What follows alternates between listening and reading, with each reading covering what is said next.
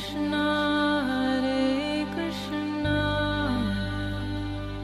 Krishna Krishna Hare Hare Hare Rama Rama Rama Hare Hare। नमस्कार, radio मानव रचना 107.8 FM पर मैं हूँ सरदा आपके साथ और शुरू हो चुका है प्रोग्राम आत्मदर्शन, जिसमें हम बात करते हैं प्रभु श्री कृष्ण की, उनकी लीलाओं की। और बहुत सारी पुस्तकें, ग्रंथ ऐसे हैं जिनमें उनकी महिमाओं का वर्णन है। और इसी तरह आजकल हम बात कर रहे हैं श्री उपदेशामृत के बारे में, और इसके बारे में ढेर सारी जानकारी, ढेर सारा ज्ञान हमारे साथ देने के लिए स्टूडियो में मौजूद हैं रागलेखा दासी जी, चरणाश्रित युगाचार्य श्रीमद भक्ति वेदांत नारायण गोस्वामी जी की शिष्या। रागलेखा दासी जी, आपका स्वागत है हमारे स्टूडियो में। हरे कृष्ण। रागलेखा दासी जी, श्री उपदेशामृत के बारे में हम चर्चा कर रहे हैं और इसमें 11 श्लोक का वर्णन किया गया है और अभी तक आप हमें इसके 8 श्लोकों के बारे में बता चुकी हैं कि किस तरह से हमने अपने वेगों पर नियंत्रण करना है, कैसा आहार लेना है, जीवन का अप्रवाह कैसे करना है, साधु की वृत्ति कैसे होती है और किस तरह से प्रभु का जो नाम है, प्रभु की जो भक्ति है वो किस रूप में करनी चाहिए, कैसा स्वभाव होना चाहिए साधु का, बहुत कुछ हम आपसे जान चुके हैं। तो आज हम बढ़ेंगे इसके 9वें श्लोक की तरफ और आपसे जानना चाहेंगे कि 9वां श्लोक हमें क्या समझाता है। जी। 9वां श्लोक में श्री रूप गोस्वामी जी सर्वश्रेष्ठ भजन का स्थान कौन सा है इस विषय में वर्णन कर रहे हैं। तो इसमें श्लोक है, वैकुंठा जनितो वरा मधुपुरी तत्रापि रासोत्सवात् हिंदारण्ये मुदार पाणी रमणात् तत्रापि गोवर्धन दादा कुम निहाति मुकुलपति प्रेमामृत अपलावनात् पुर्यादस्ते विराजितो गिरितटे सेवान विवेकी नाथा। तो इसमें बता रहे हैं कि अन्य लोगों की अपेक्षा वैकुंठ लोक श्रेष्ठ है जो और अन्य लोग हैं, क्योंकि भूलोक के ऊपर 7 लोक हैं और भूलोक के नीचे 7 लोक हैं। और भूलोक इस पूरे ब्रह्मांड 14 लोकों का है। इस 14 लोकों के बाहर विरजा नदी है, तो विरजा नदी के उस पार है वैकुंठ लोक, उस पार। तो इसलिए जो और अन्य लोग हैं उससे श्रेष्ठ है वैकुंठ लोक। तो वैकुंठ लोक जो है उससे भी ज्यादा श्रेष्ठ है मथुरापुरी, जहाँ पे कृष्ण का जन्म हुआ।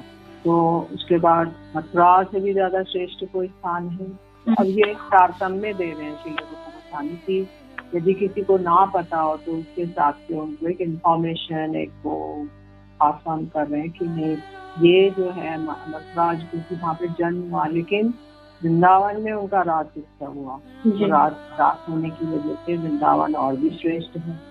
फिर उसके बाद जो है वृंदावन में उनकी विहार स्थली है और कृष्ण के कर कमलों की पीड़ा है।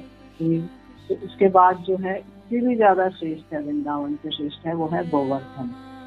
तो गोवर्धन जो है वहाँ पर मीरा की कृष्ण ने गौचारण किया, अन्य लीलाएं करी, विहार किया, लेकिन उससे ज्यादा श्रेष्ठ गोवर्धन में एक स्थान है राधा कुंड, श्याम कुंड।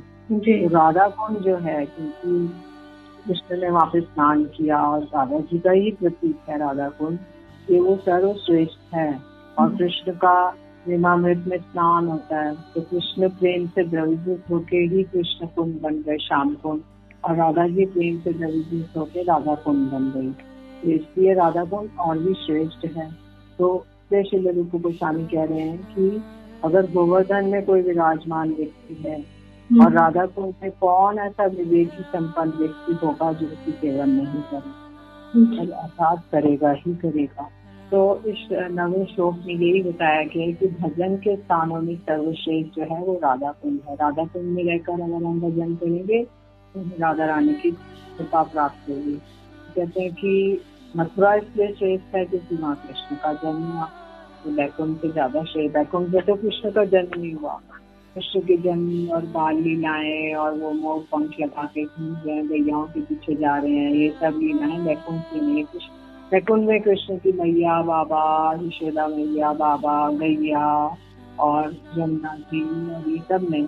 तो इसलिए तो एक कवि कह रहे हैं, कहा करूँ वैकुंठ ही जाए, कि मैं वैकुंठ जाके क्या करूँगा जहाँ नहीं यमुना गोपी और ये सब और नहीं है, गैया नहीं है, कुछ भी नहीं है, तो ये सब नहीं है, तो मैं क्या करूँगा वैकुंठ। उसे कह रहे बैकुंठ जाए मेरी बलाई, मेरी बला से बैकुंठ मुझे नहीं जाना। तो फिर बता रहे हैं कि कृष्ण का जन्म हुआ इसलिए वो मथुरा जो है उससे श्रेष्ठ है बैकुंठ से।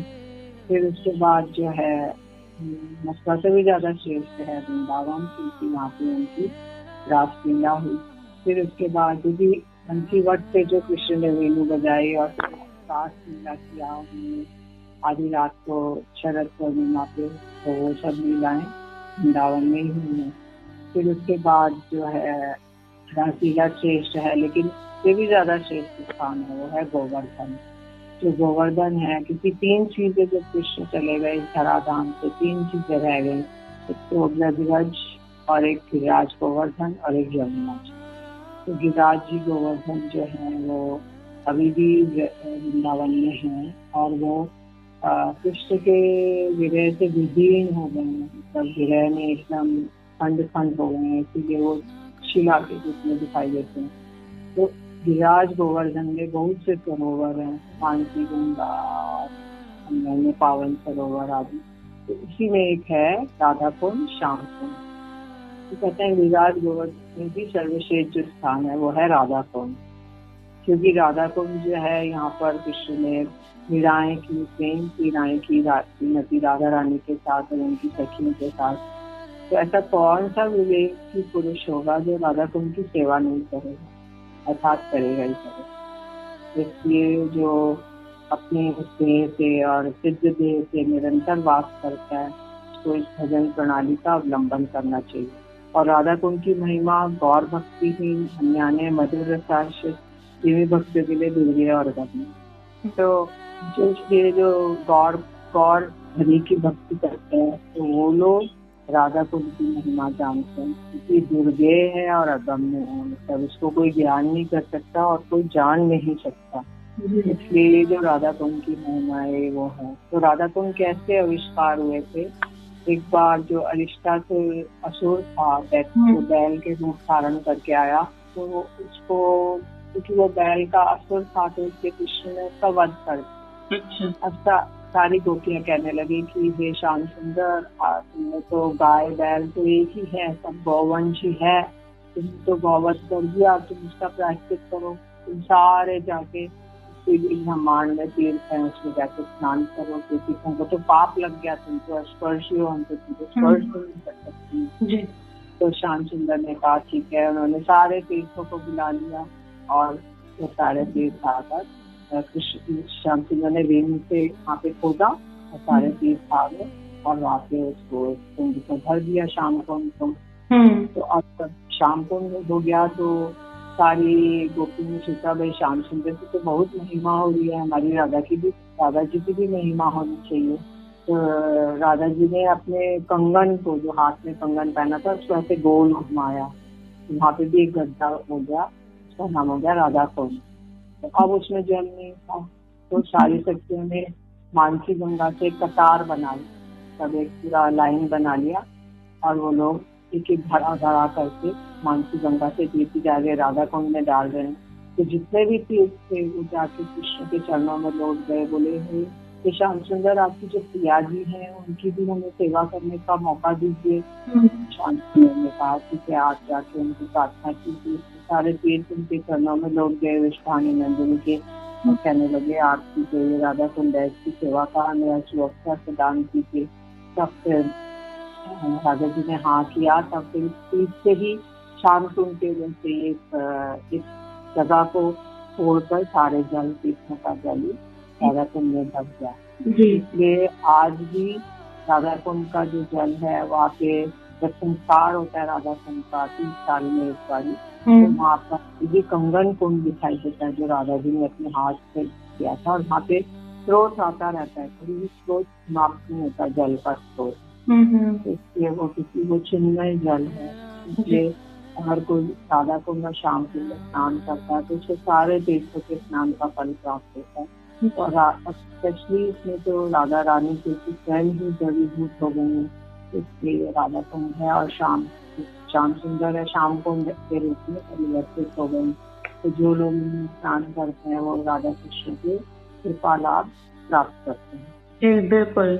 बहुत ही सुंदर महिमा राधा कुंड की बताई इस श्लोक में कि सर्वश्रेष्ठ भजन का स्थान बताया गया राधा कुंड को। और जिस तरह से रागलिका दासी जी ने बताया कि इसमें सभी तीर्थों के स्नान का फल हमें मिलता है, सभी तीर्थों का जल इसमें शामिल है। और श्याम कुंड और राधा कुंड में स्नान करने से हमारे सारे ही पाप दूर होते हैं, सारी मनोकामना पूरी होती हैं। तो इस श्लोक में इसका वर्णन किया गया है। आगे और भी जानेंगे रागलिका दासी जी से अगले श्लोक के बारे में, लेकिन अभी के लिए हम लेते हैं एक छोटा सा ब्रेक, सुनते हैं एक प्यारा सा भजन, फिर लौट कर आते हैं। आप जुड़े रहिए रेडियो मानव रचना 107.8 FM के साथ प्रोग्राम आत्मदर्शन में। Feel good, feel live. सुंदर लाला सचिर दुलाला, नाचत श्री हरि कीर्तन में। सुंदर लाला सचिर दुलाला, नाचत श्री हरि कीर्तन में। सुंदर लाला सचिर दुलाला, नाचत श्री हरि कीर्तन में। सुंदर लाला सचिर दुलाला, नाचत श्री हरि कीर्तन में। नाचत श्री हरि कीर्तन में, नाचत श्री हरि कीर्तन में। नाचत श्री हरि कीर्तन में, नाचत श्री हरि कीर्तन में। सुंदर लाला सचिर दुलाला, नाचत श्री हरि कीर्तन में। सुंदर लाला सचिर दुलाला, नाचत श्री हरि कीर्तन में। भाले चंदन तिलक मनोहर, भाले चंदन तिलक मनोहर। भाले चंदन तिलक मनोहर, भाले चंदन तिलक मनोहर। अलक शोभे कपोलन में, अलक शोभे कपोलन में। सुंदर लाला सचिर दुलाला, नाचत श्री हरि कीर्तन में। सुंदर लाला सचिर दुलाला, नाचत श्री हरि कीर्तन में। शिरे चूरा दर्शन निराले, शिरे चूरा दर्शन निराले। शिरे चूरा दर्शन निराले, शिरे चूरा दर्शन निराले। बन फूल माला हिया पर डोले, बन फूल माला हिया पर डोले। बन फूल माला हिया पर डोले, बन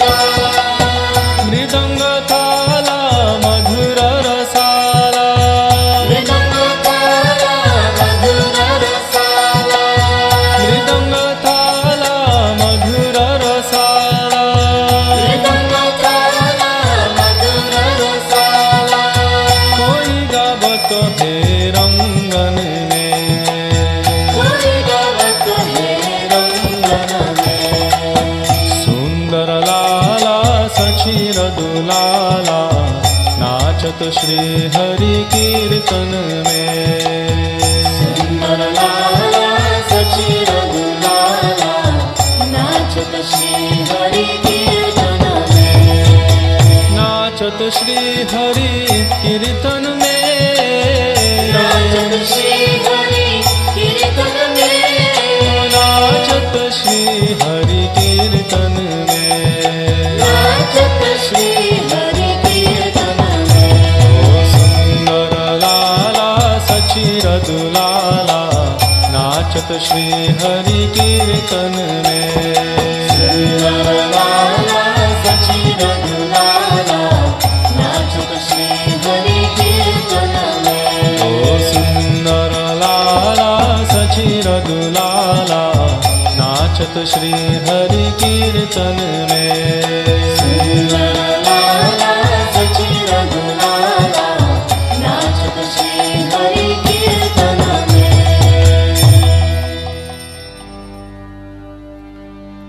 Hare Krishna, Krishna Krishna, Hare Hare,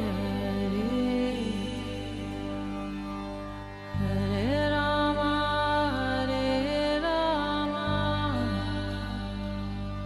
Rama Rama, Hare Hare।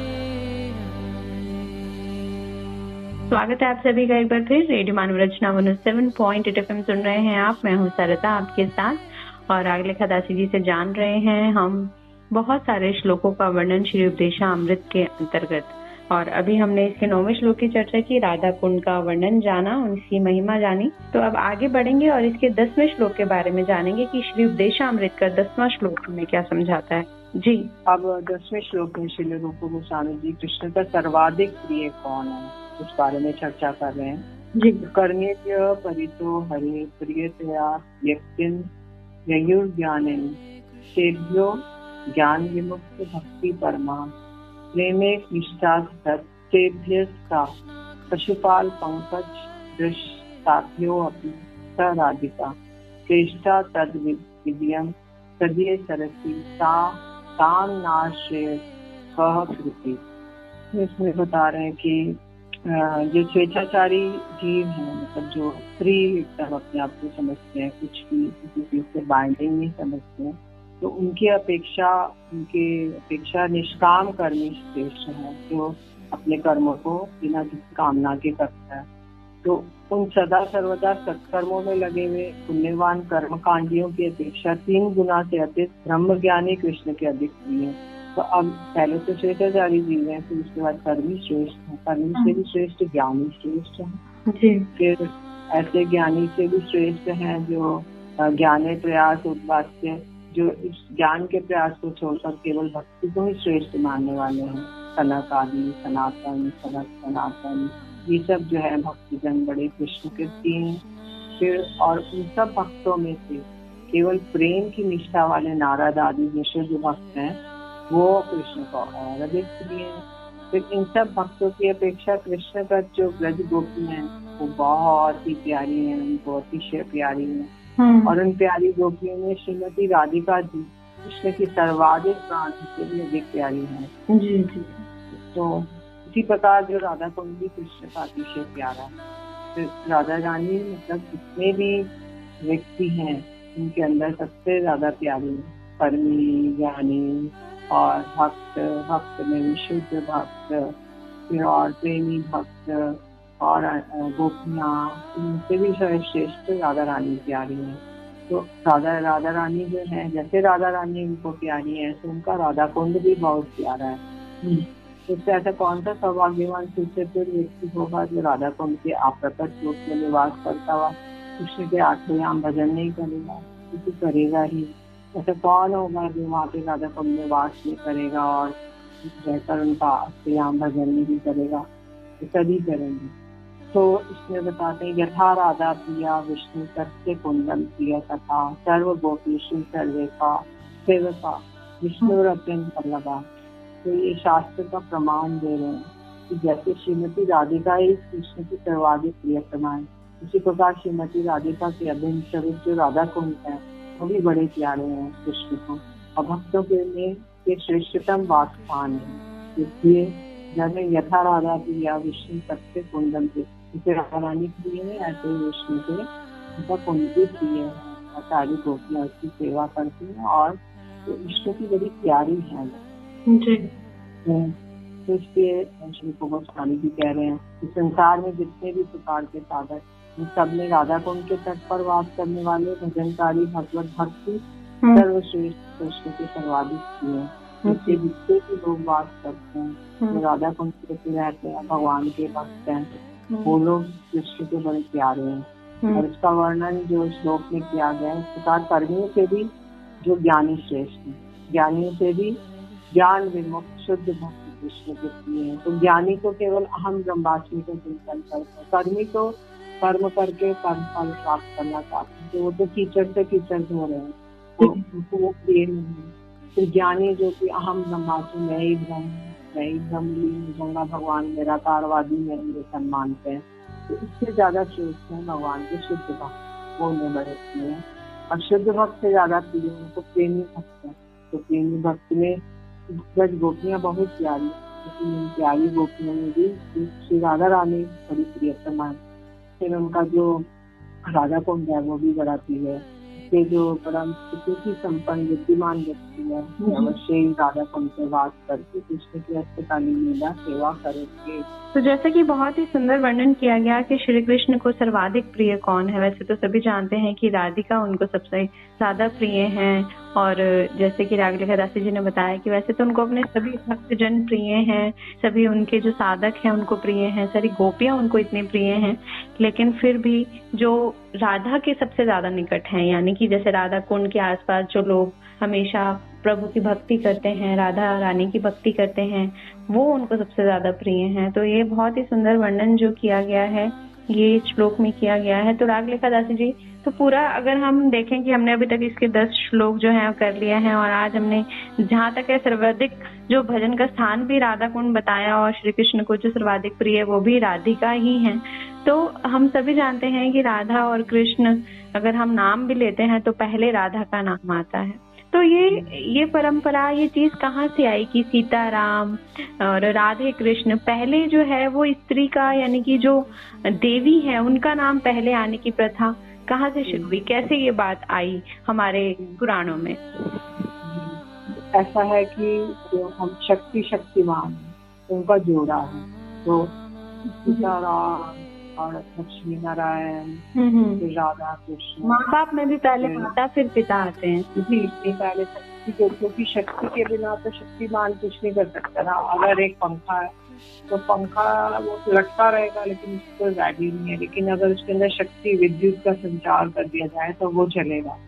तो ऐसे ही जो भी भगवान इच्छा करते हैं उनकी जब समस्त इच्छाओं को जो पूर्ण करती है वो है उनकी शक्ति, अलादनी शक्ति जी, को वो औलाद देती है, उनको प्रसन्न रखती है, उनके भक्तों को और अन्य उनकी सब चीजों का टेक केयर करती है। इसलिए जो हमेशा शक्तिमान शिव पार्वती, तो इस तरह से उनका जोड़ा रहता है, तो वो उसको शक्ति संचरित करती है कि उनको पहले ही दिया जाता है संज्ञा, और वही आधार है, वही बैकबोन है। जी जी बिल्कुल। तो अगर वो नहीं होंगे तो भगवान अपना कार्य नहीं कर सकते।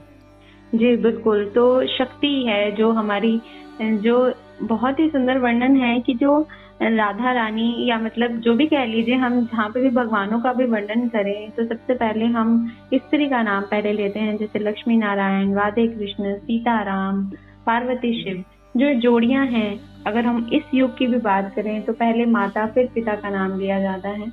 तो कहीं ना कहीं जो शक्ति है जो इस संसार को चलाती है, जो अपने अंदर से एक जीव उत्पन्न कर सकती है, वो सिर्फ एक औरत है, वो एक स्त्री है। इसलिए उसकी महिमा बहुत पहले से हमारे पुराणों में दी गई है। और इस युग में भी, चाहे हम अपने समाज को, अपने जो भी हमारी सोसाइटी है उसको हम पुरुष प्रधान देश कह लें, लेकिन ऐसा नहीं है। अगर औरत नहीं है, स्त्री नहीं है, तो पुरुष बिल्कुल अधूरा है। दोनों एक दूसरे के पूरक हैं, एक दूसरे के साथ चलते हैं, लेकिन जो सबसे पहले आती है वो स्त्री आती है, वो शक्ति आती है। और इसका वर्णन देवी देवताओं ने भी किया है और हमारे ग्रंथों में भी है। और इस युग में भी हमें स्त्री को उतना ही मान, उतनी ही शक्ति मानना चाहिए जैसे पहले माना जाता था। तो बहुत सुंदर वर्णन राधिका का आज हमने इस 2 श्लोकों के अंतर्गत राधा कुंड के बारे में भी जाना और किस तरह से श्री कृष्ण को जो सर्वाधिक प्रिय है वो भी राधिके ही हैं, उनका प्रेम है। तो आज इन श्लोकों का वर्णन हमने रागलिखा दासी जी से जाना। आगे और भी जानेंगे लेकिन अपने अगले एपिसोड में, क्योंकि अभी वक्त जो है आपसे इजाजत लेने का हो चुका है। तो रागलिखा दासी जी आपका बहुत बहुत शुक्रिया हमारे स्टूडियो में आने के लिए।